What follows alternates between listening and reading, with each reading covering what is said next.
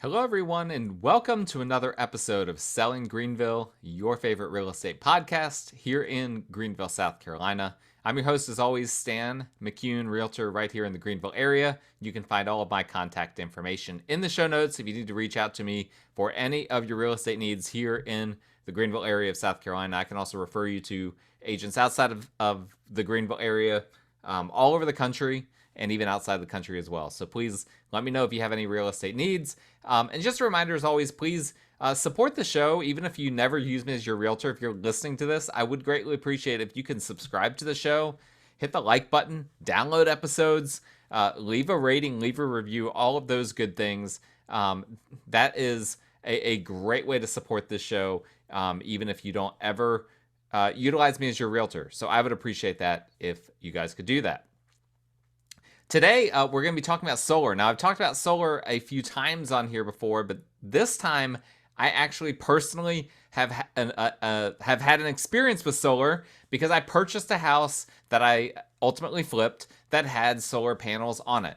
And honestly, I know that there has to be a few, but I don't know of any agents in Greenville that have ever owned a home with solar on it. Now, like I said, there's like 4,000 agents in Greenville. Surely some of them have at some point owned a home with solar. But I'm just saying that I don't personally know of any. I think it's a pretty small pool. And so I feel like I'm in a unique position here. But we've talked about solar a few times on here. And if you don't remember those episodes, or maybe you didn't listen or watch those episodes, I'm just going to summarize real quick, kind of big picture thoughts on solar that we've talked about before. For starters, solar is not particularly popular in Greenville for residential properties. And a lot of that is just because people aren't used to seeing it. They think it looks ugly. And there's just a lot of confusion about how it works. There's confusion about how homeowners insurance companies handle solar. And I've even learned that different insurance carriers handle solar differently. As my phone starts to go off here. Different insurance carriers handle solar differently, and there's confusion on that. I've heard that some require you to, if you have a roof claim, you've got to remove the solar panels yourself, all sorts of different things like that.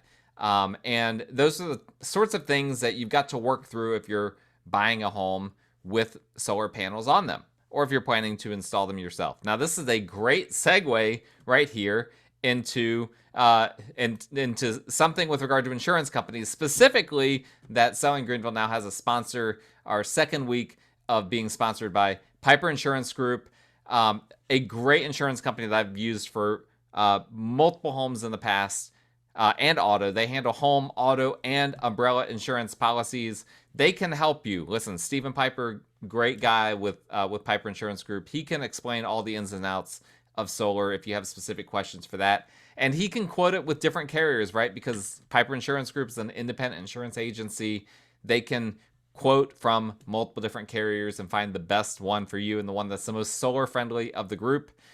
They can help with investment properties as well. So if you've got flips, rentals, ground up new construction, residential, commercial, they can assist you with all of that.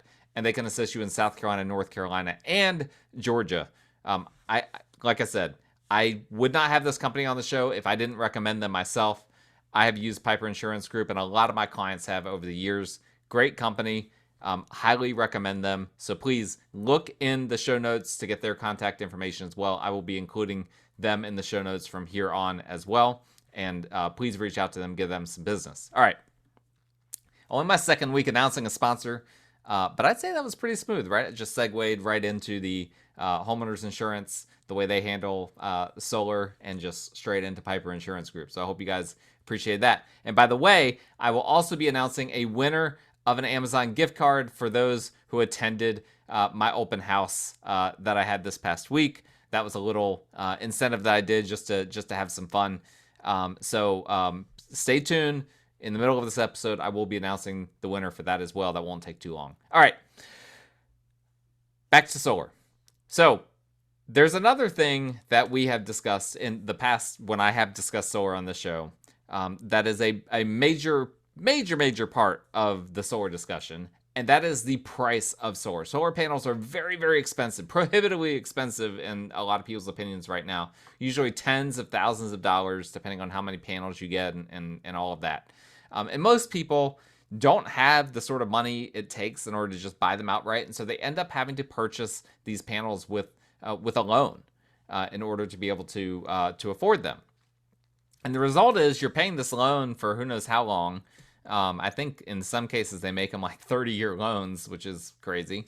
And so unless you stay in the house for a really long period of time, it takes a while before you start to see an actual return on your investment for the solar panels, right? You won't see yourself save money until you've saved enough money to offset the costs of the panels. And of course, that takes less time if you pay it up front versus having to get a loan with high interest and all of that.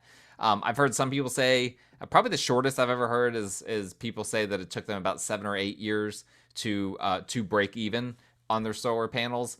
I've heard people say 20 years or longer. Again, it depends on if you've got a loan, what your loan terms are, and all of that. But a lot of people won't stay in their home for 7 years, and very few people will stay in their home for 20 years or more. And so for just a lot of people, it's not practical oftentimes to purchase solar panels, right? Unless you are very, very confident this is your forever home, work isn't going to take you elsewhere, children, lifestyle is not going to take you elsewhere.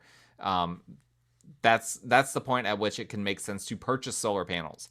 But I recently purchased a home to flip, I already mentioned, that already had solar, right? And so I didn't have to install it. I wasn't taking on the loan and all of that. It already had the solar already on there. And I've helped, obviously, clients purchase homes with solar before, but this was my first personal experience with it. And I was a little bit nervous, right? Because I've seen so many instances where solar hurt the value of a home.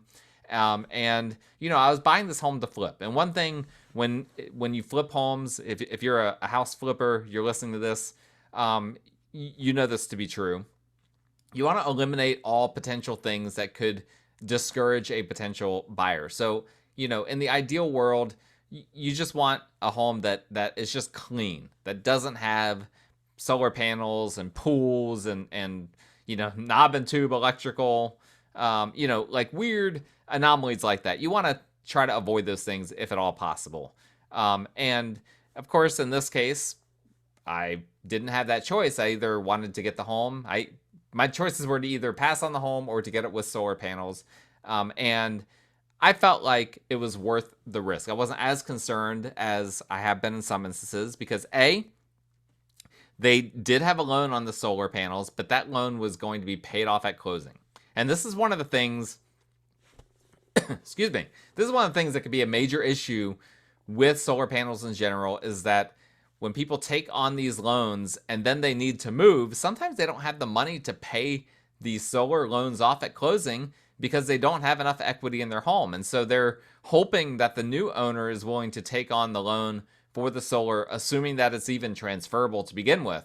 But because solar isn't that popular in Greenville right now, a lot of people aren't willing to pay extra for solar panels, right? So they expect those panels to be paid off at closing. And so the seller needs to have enough equity in their home to be able to afford that. And the solar companies usually end up putting a lien on the house for the loan that they have. It's called a UCC filing. We'll discuss that here a little bit later. And so if the lien in the loan is not paid off at closing, you have that lien that is essentially a title defect on the property, which is not good, obviously. And again, that's not something people want. They don't want a lien on a property that they're buying. They want it to have a clean title, no liens outside of liens that they are opening as a result of their own loans. So having that solar loan paid off at closing was obviously very important to me. And additionally, the other thing that you hear people complain about most frequently with solar, I've already alluded to this, but it's how ugly they are, right? They don't look great. People are used to seeing a nice clean roof line. They don't want to see those solar panels just sitting there. And in this case, with regard to this house, it was less of a concern because the solar panels were on the back slope of the roof. And so unless you were in the backyard, you didn't even see the panels. And it's honestly really hilarious how funny people are about how little they care about how the back of their house looks, right? All they care about is how the front looks to their neighbors. I even one time saw a property that had been re-sided, but only had been re-sided in the front, and the siding in the back of the house was awful. It was this awful deteriorating wood siding, and they had done vinyl just on the front to look good to their neighbors and whatnot. So anyway, all that I'm saying is I was less concerned about the complaint about, or the potential complaint about the solar panels being ugly, because they were only going to be visible from the backyard. So I purchased the home. Again, the panels were paid off and all of that when I purchased it. But now I have to have the service for the panels transferred into my name. And I don't know why, but the panels for some reason had been disconnected by the previous owners, so they weren't even taking advantage of the panels.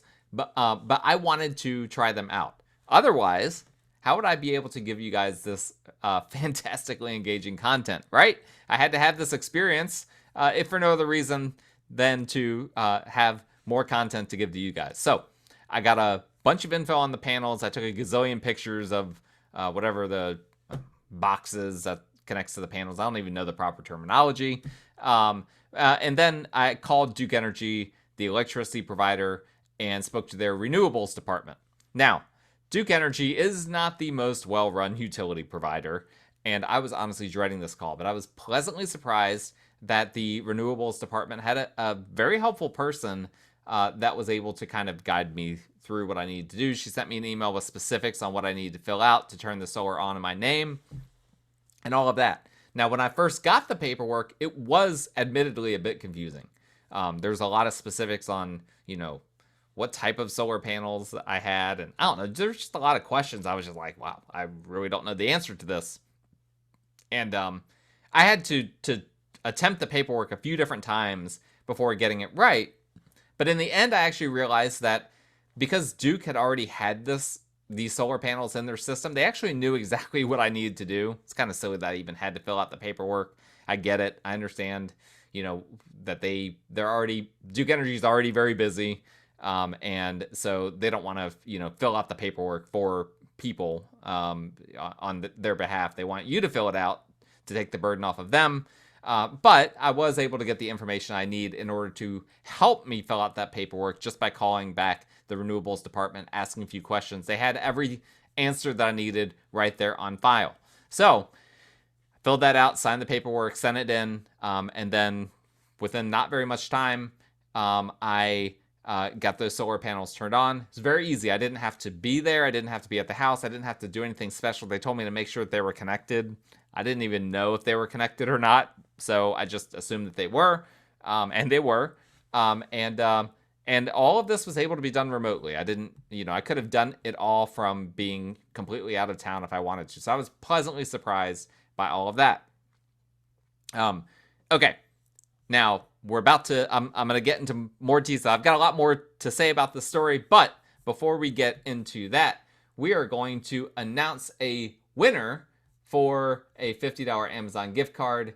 These are people who came to my open house over the weekend that I had at a listing at 318 East Blue Ridge Drive in Cherrydale. Very unique property. It's a standalone 2-bedroom, 1-bath house with a full accessory dwelling unit in the back that has a heated and cooled apartment on the base level, and then upstairs has storage space that could, in theory, be finished. And anyway, great house. Check it out, 318 East Blue Ridge. Had a great open house. Had several people that attended, a lot of interest, and we had some people that I told would be entered into drawing and that would need to listen to this episode to see who won. So if you're watching on YouTube, I'm actually going to spin a wheel with some names, and we're going to see who actually won this $50 Amazon gift card. The winner is Joel Mangin. Joel Mangin has won the $50 Amazon gift card. Joel, if you're listening, the rules of the game are that you need to text me from the phone number that you had put on my sign-up sheet. All right. Thank you guys for enjoying that. Joel, text me that you know that you won, and then I'll send you that $50 gift card. All right. Back to solar. The big question in my mind was, after having gone through the whole process, right? I closed on this house. The solar was paid off at closing. I now have gone through the process of getting it transferred into my name. Now the question is, of course, what will be the monthly savings? Like what kind of impact can I actually expect from these solar panels? And this is a pretty big house, 2,500 square feet, very tall ceilings. The AC is running on electricity. And again, there was plenty of hot days. In fact, when I first bought the house, at one point, there was something that I was having an issue with. It ended up just being that my thermostat, the house had two thermostats, and the thermostat was just set upstairs incorrectly. It didn't match downstairs. But there was at one point where the AC wasn't on because the upstairs thermostat was set to off, and the house was hot. So it wasn't just, we weren't in a situation where it was, the time of year where not a whole lot of electricity is being used. This was a time of year when a lot of electricity was being used. And I own rental properties and I flip houses. I've got my own house. And based on what other homes that I own were paying for electricity, I would have expected my bill for this specific house to be, kind of in the low to mid 100s per month, most likely, just based on usage, what it costs to cool it, all that kind of stuff. What did my bills end up being? $43, $37, $25, $33, and $25. Those were my 5 bills, were all $43 or less, and 3 of them were $33 or less. Now that to me is pretty incredible, right? I was actually paying more for my water bill than for my energy bill, even though I was using almost no water, right? This was a flip house. You don't use a whole lot of water in a flip house, but I was paying more money for my water bill than my electricity. So it seems to me that the cost savings was actually really substantial. I would say at least $100 per month, if not maybe $125 or more per month. Like to have a 2,500 square foot house with a $25 energy bill, like that's no joke. And that wasn't my first bill. That was like right in the middle of it all. So that was pretty impressive. The solar panels definitely had a big impact. I didn't have any issues with insurance or anything like that. Although granted, I didn't have to make a claim at all. But there were no problems in terms of getting insurance on the property or anything of that nature. And I should mention as well that I had to decide when pricing the home, right? After I'd done the whole flip, now I have to decide, and obviously before I did the flip, I was trying to figure out how I was going to price the home, right? That's not something that you wait until the end to decide. You have to figure that out on the front end when you're flipping a house. And so I was trying to figure out, how do these solar panels impact the price? I've already said that they can impact the value negatively, right? If people think they're ugly and they don't want to deal with them, they can really be a problem. And I've seen situations where homes sell for way less than what they would have sold for had they not had solar. So I had to think about that. Is there a possibility that these panels could decrease the value of the house?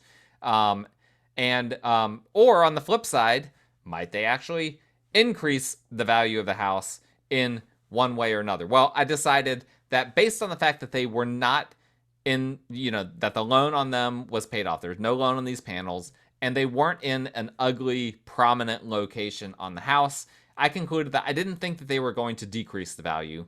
But I didn't really think they were going to increase the value of the house either. Again, this isn't California. In California, it would have been would have had an impact, I think, a positive impact, probably in some other states as well.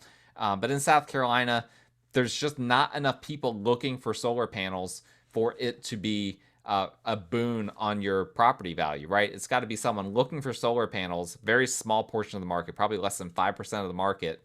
And then they also have to be looking in that specific neighborhood for that specific type of home. It's just hard to find that buyer. So what I ended up doing is I ended up pricing the home as if it didn't have solar, right? Because if you were looking at the home from almost every angle, you wouldn't see it. It's kind of an out of sight, out of mind thing. And so my assumption was basically it wouldn't be a big selling point, but it also wouldn't be a big detraction. And I ended up being right. When people were looking at the house, nobody left feedback that they wanted solar. So I didn't have anyone that was like, we were really looking at this house specifically because it has solar, but the house itself didn't work for us. I didn't get any of that. On the flip side, nobody complained about the look of the solar panels as they frequently do. Again, because it wasn't in the front of the house, it didn't affect the home's curb appeal. Now, I did have an agent that came through that left feedback that said that their client didn't want to mess with solar and didn't want the house because of that. In other words, they didn't know what, exactly what owning a house with solar entailed, and it was just enough of an uncertainty for them. They just didn't want to mess with it. I think had they really loved the house, they would have made it work, right? I just think this is a situation where they probably didn't love the house, and the solar was just one of those things that was just like, yeah, I'm definitely not going to consider it because I already don't love the house, but the solar is just kind of like, yeah, I don't need one more thing to think about. So I don't think the solar was exactly what scared off those people. It was just a factor. But generally speaking, it was not a factor for most people. And in the end, it didn't take long at all for me to get this home under contract. Granted, it was a great neighborhood, not an old home. And the flip we did was great. So everything in this house was really pristine. It showed really well, and so yeah, we had got a buyer that wasn't specifically looking for solar, but also wasn't turned off by the panels. They liked everything else about the house, and so having the solar was, I think, just kind of a okay, whatever, not a big deal one way or the other. So that was great. Got the home under contract. I had to provide some information on solar to the agent, the buyer's agent. But otherwise, it went pretty smoothly until really right at the very end. So right at the very end, I get an email from the closing attorney that Sunrun, the company, the solar company that, was, I guess, the one that originally provided the loan on the solar panels, they had put a lien on the house, as I'd already said, but they hadn't released their UCC filing. That stands for Uniform Commercial Code, if you really want to get in the weeds there. But long story short, basically, to the buyer's attorney, there was still the possibility of a lien being on the home because they didn't have this UCC filing released yet by Sunrun. Now, when I had purchased the home, part of the deal for me to get the home at the price that I was purchasing it at, a price that allowed me to have some margin to flip it, was that I had to use the seller's closing attorney. So I wasn't using, when I purchased it, usually the buyer determines the closing attorney in South Carolina. In this case, I was not able to do that because part of the condition of me getting the home for the price I got it at was using the seller's closing attorney. No big deal. It was a well-known closing attorney. But obviously when they issued the title insurance to me and stating that it was a clear title, they did that despite me not having that UCC filing released yet. And there wasn't anything inherently wrong with that. Not particularly uncommon, but then when the new buyer's attorney requested it months later, it was clear that the attorney who was involved when I purchased the home had not closed the loop with Sunrun. So that was a little bit annoying to me, right? It was like, I understood that they didn't have everything in place necessarily when I purchased the home because the process with Sunrun is they needed to see, they needed to actually receive their payment, which was something that was done at closing in order for them to release the lien. But then the fact the closing attorney didn't follow up at some point for several months in order to get that completed, that was a little bit annoying, and that caused a little bit of sweat right at the end of the transaction because we were starting to get close to the closing date, and it wasn't clear to me if we would actually get this UCC released in time.